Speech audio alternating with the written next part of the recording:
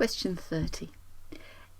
If you were to put these angles in order, what angles? Right, we've got these shapes, oh I see, and these are the angles. If you were to put these angles in order, starting with the smallest, which would be the fourth shape?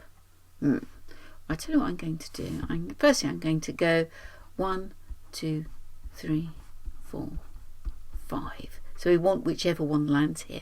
I think that will make it a bit easier, because if I start writing them here, I know it's all going to go wrong.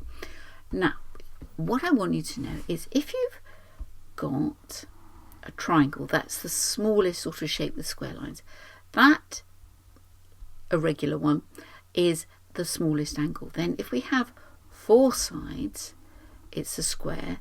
Can you see the next shape is bigger? And then we'll do a cupcake,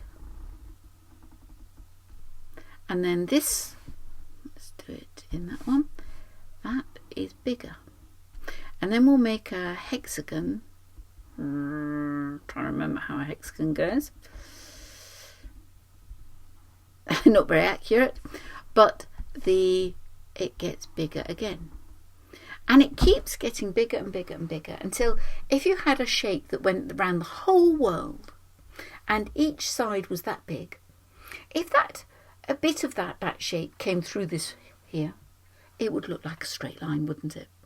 But there's just enough of a tiny angle between each bit of the straight line, so eventually it will curve and go all the way around the world. So all we need to do is put these in order of the number of sides they've got. So that would be 1. Oh, I think I've got a better way. That would be 2, because that's got, hang on. Yeah, see, I knew I was going to get confused. That's got 3 sides. That's got 4 sides. That's got 5 sides. This has got 6 sides, and that's got 8 sides. Notice it wasn't 1, 2, 3, 4, 5, 6, 7, 8. So we want the 4th one. So that will be, do I have another colour? So that's 1, that's 2, that's 3, and that's the 4th one. So the 4th one was A. I'm going to write that there because I know I'm getting a little bit confused. So A is our answer. Happy how we got there? Good. I'll meet you in the cupboard soon.